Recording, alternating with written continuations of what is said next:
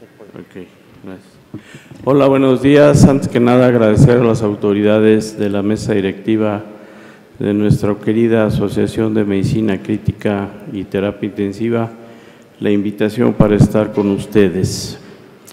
Segundo, no es que quiera ser irónico, pero después de 35 años en medicina crítica y de oír la plática del doctor de Anda, creo que estamos más o menos en el mismo tiempo, húmedos o secos, PIB alto, PIB bajo, albúmina, no albúmina, diuréticos, no diuréticos, pero por desgracia la mortalidad es muy similar, 30-35% del paciente grave. No me toca a mí hablar de esto, a mí me toca hablar de choque cardiogénico. Hubo algunos problemas en relación con el tráfico de la ciudad, como ha tenido el Congreso de temblores, de ciclones, y entonces va a cambiar un poquito el orden de las presentaciones, que no va a afectar mayormente el contenido, ni la calidad, estoy seguro, porque todos los ponentes son de muy buena calidad. ¿Cuál es el perfil clínico del paciente con choque cardiogénico? Hipotensión, hipoperfusión tisular, también puede ser del hipovolémico, pero lo importante en el cardiogénico es que las presiones de llenado ventricular están elevadas.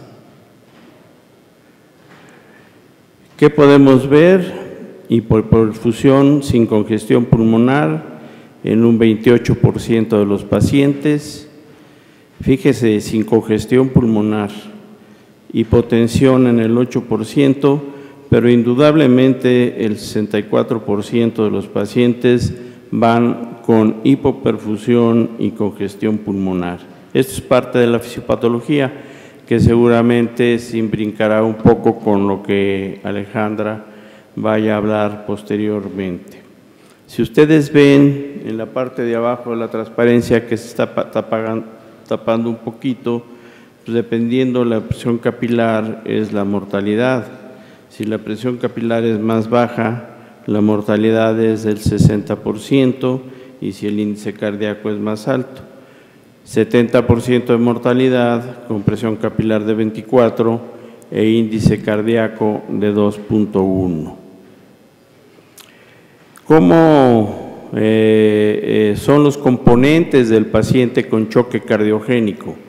Si se fijan, básicamente el 75% de los pacientes tienen falla ventricular izquierda predominante, y esto se debe a que en el paciente con infarto, con choque cardiogénico puro por infarto del miocardio, hay una destrucción aproximada del 70% de la masa ventricular.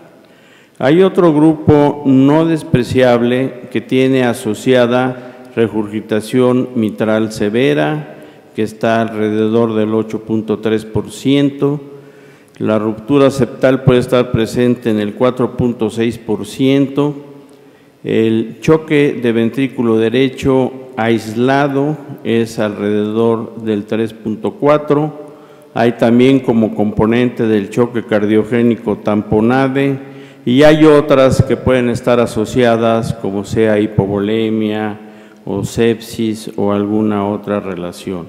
Esto es tomado del trabajo clásico, como lo ven abajo, de la doctora Hoffman, que es el que ha sido, diría yo, el parteaguas en cuanto es en la realidad, en el manejo del paciente con choque cardiogénico. Si todos ven aquí en esta transparencia las barras, van a ver que el 60% de los pacientes, que son todos, tienen de ellos más de la mitad falla ventricular izquierda, el 87%, y son los que tienen más mortalidad, es ruptura del septum ventricular, regurgitación mitral, falla de ventrículo derecho, tamponade y otras asociadas. Si se fijan, en realidad la complicación más grave y que tiene una mortalidad más alta porque se puede hacer poco por estos pacientes, aún en un rescate quirúrgico, son los que tienen perforación del septum interventricular. Fíjense ustedes que una clasificación muy vieja, que es del doctor Killip, que en realidad es una clasificación clínica, marca bien la mortalidad de los pacientes que tienen infarto del miocardio y choque cardiogénico. Si los ponemos en una clase 1 de Killip, que seguramente a todos ya se nos olvidó y pensamos que solo es medir el gasto cardíaco, las resistencias vasculares periféricas, ver el llenado ventricular izquierdo. Vean ustedes cómo, si no hay insuficiencia cardíaca, que esa es una tercera parte de los pacientes, la mortalidad en el infarto agudo del miocardio es del 6%. Ya con insuficiencia cardíaca, la mortalidad en el paciente con infarto del miocardio se vuelve del 17%, y otra tercera parte de estos pacientes la pueden tener. Si aparte la insuficiencia cardíaca se manifiesta por edema pulmonar, la mortalidad sube al 38%. Y cuando hay choque cardiogénico, estas son cifras históricas que puede estar presente en el 19%. La mortalidad era en aquel entonces del 81%. ¿Por qué digo que son cifras históricas? Pues porque en realidad ahora han sido dos procedimientos, la angioplastía, la trombolisis y la angioplastía primaria han disminuido en forma considerable la incidencia de choque. Ya no es de la mitad, aproximadamente el paciente con choque cardiogénico por infarto del miocardio anda alrededor del 8%, precisamente por trombolisis temprana en un tiempo, y ahora cuando están ya en choque cardiogénico, lo que ha disminuido no es la presentación de sino la mortalidad, como ustedes van a poder ver. Este es el trabajo típico de la doctora Hoffman, y dice que si la revascularización de emergencia para arterias ocluidas para choque cardiogénico es útil. Es un trabajo internacional, randomizado, y está hablando de la angioplastía de emergencia y de la cirugía de emergencia. Entonces, aquí ve cómo se randomizan los pacientes. Es obvio que lo mejor es lo más temprano posible. Sin embargo, se ha demostrado también que aunque al paciente se le intervenga tardíamente, se pueden buscar mejores soluciones que con manejo médico. Vean ustedes que en los pacientes con revascularización inmediata, primero, claro, va el balón de contrapulsación, las drogas, probablemente trombolisis previa porque en el centro hospitalario no había angioplastía, la angioplastía de emergencia con cirugía y de preferencia en menos de 6 horas, la media puede ser de 0.9 horas para la angioplastía y de 2 horas para la cirugía coronaria en centros hospitalarios muy bien equipados de alto nivel. Por el otro lado está el manejo médico, que no está prohibido. Si el centro médico no tiene la capacidad ni de hacer angioplastía ni de hacer cirugía temprana pronto, pues es válido usar las drogas que ustedes ya conocen y de las que hablaremos un poco mañana, la trombolisis, que aunque se ha dudado que por la hipoperfusión que existe pueda tener utilidad, sin embargo hay algunos trabajos que demuestran que sí tiene cierta utilidad y se ha usado hasta en el 63%, la revascularización tardía más de 54 horas, eso ya se llama revascularización tardía, pero finalmente sigue teniendo validez y como van a ver en los pacientes a largo plazo, va a poder tener efecto en la sobrevida. Vean ustedes que desde las primeras 96 horas se demuestra que es superior la revascularización de emergencia a la estabilización médica. Si se fijan ustedes en la raya roja, esa es la estabilización médica. En un principio pareciera ser igual que la revascularización temprana y por ahí de las 24, 36 horas pareciera estar hasta por arriba de la revascularización temprana. Sin embargo, pronto se ve que se empiezan a abrir estos dos procedimientos y ya a las 96 horas no hay duda de que la mortalidad es mayor en el paciente que se le da estabilización médica que en el que se hace revascularización temprana. Vean ustedes aquí que la sobrevida en el paciente con choque cardiogénico sigue siendo mucho mejor en el paciente que se manejó con revascularización de emergencia, ya sea quirúrgica o sea intervencionismo con angioplastía o stents. A los 30 días en la revascularización de emergencia la sobrevida es del 53% y la estabilización con estabilización médica del 44%, que parece no ser significativa la P, pero a los 6 meses hay una diferencia clara. Los pacientes con estabilización médica sobreviven solo el 37% y con estabilización quirúrgica sobreviven,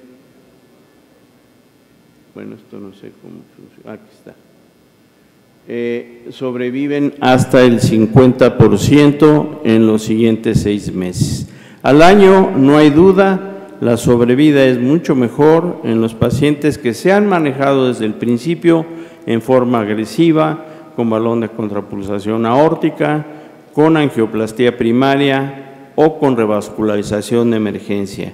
De ellos están vivos el 47%, mientras que los que se manejaron con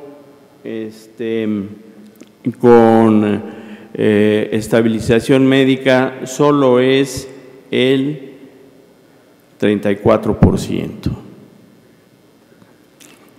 Vean ustedes aquí en esta curva, se demuestra claramente que la revascularización de emergencia en este grupo de pacientes, 300 pacientes, es mucho más efectiva para mantenerlos vivos que la estabilización médica. Casi se va a un 25% más la sobrevida del paciente en el que se ha hecho revascularización de emergencia. Actualmente yo creo que no hay ninguna duda de que el paciente que ya está en choque cardiogénico se debe de buscar de alguna forma, si es que el hospital cuenta con los medios, de llevarlo rápidamente a una angioplastía primaria y, si es posible, a colocación de stents. Vean ustedes las tendencias que hay en relación con el beneficio de revascularización temprana contra el beneficio de estabilización médica. La raya roja es la que divide el beneficio y vean que la mayor parte de los pacientes están del lado izquierdo, es decir, son beneficiados por la revascularización temprana. Hay una excepción que van a ver en la siguiente gráfica. Estos pacientes tienen edades de menos de 75 años, hombres, mujeres, parecido el número, ingresaron con choque 42, hicieron choque tardío 228, la admisión fue directa para la revascularización temprano en 135, 166 fueron transferidos y el infarto tenía menos de 6 horas en 74 pacientes y más de 6 horas en 226 pacientes. Sin embargo, en prácticamente todos, excepto, véanlo ustedes, en los pacientes de 75 años. En los pacientes de 75 años sí parece ser que ni la revascularización temprana les ayuda. Vean aquí también cómo sin hipertensión, con hipertensión, sin diabetes, con diabetes, sin infarto previo, con infarto previo, sin infarto anterior, que es el más grave, o con infarto anterior, en Estados Unidos o en otro lugar, porque recuerden, este es un estudio internacional, todos se benefician, por eso están del lado izquierdo de la raya roja, con revascularización temprana. Vean ustedes, aunque sea con menos de 18 horas o contra no revascularización o revascularización tardía, siempre el beneficio existe a favor de los pacientes que tienen revascularización, aunque ésta sea tardía, contra los que no tienen revascularización. Solamente hay una excepción que ya les había yo mencionado, y son los pacientes de más de 75 años. En ellos parece ser que ni la revascularización temprana, por el método que sea, va a obtener mayor beneficio. La mortalidad sigue siendo muy alta y son pacientes poco rescatables. La sobrevida a un año comparando cirugía coronaria contra angioplastía, vean ustedes que es prácticamente igual. Entonces, no es necesario perseguir el que la intervención sea quirúrgica porque se esté buscando una mayor revascularización. En estos pacientes, el único que hay que revascularizar por el método que sea es el vaso responsable. No hay que irle a hacer nada a los otros vasos, aun cuando tengan lesiones oclusivas. Exclusivamente el hemodinamista o el cirujano tiene que ir por el vaso responsable y revascularizar el vaso responsable. Y vean ustedes que son muy similares la mortalidad en uno o en otro caso, con cirugía o con angioplastía. La experiencia moderna señala que no hay diferencia cuando es el tronco, si se hace angioplastía o no se hace angioplastía. Es algo muy grave y realmente no hay mayor diferencia. La diferencia está en los pacientes que tienen un vaso, 2 vasos o 3 vasos. Y entonces en ellos sí la angioplastía temprana tiene muy buen resultado. La fracción de eyección también tiene que ver. Si se fijan en los sobrevivientes, la fracción de eyección es mayor, 38%, y en los no sobrevivientes, 30%, lo que da una P significativa. Entonces, la recomendación actual en el manejo del choque cardiogénico es revascularización temprana, es una indicación clase 1 para pacientes menores de 75 años que desarrollan choque cardiogénico dentro de las 36 horas con elevación del segmento ST, ondas Q o nuevo bloqueo de rama izquierda en un infarto agudo del miocardio. La revascularización temprana de emergencia mejora la sobrevida a 1 año en pacientes con choque cardiogénico debido a falla ventricular izquierda, salvando 13 vidas por cada 100 pacientes tratados. El choque cardiogénico primario, lo único que ha demostrado mejorar la sobrevida es la angioplastía, la cirugía también, pero la realidad es que hay muy pocos centros hospitalarios que la tengan muy a la mano. Si difícil es pensar en centros hospitalarios que tengan una capacidad adecuada de hacer rápidamente angioplastía primaria, imaginen ustedes si habrá centros hospitalarios que tengan facilidades para hacer cirugía rápidamente. Y lo mejor es hacerla en las primeras 2 horas.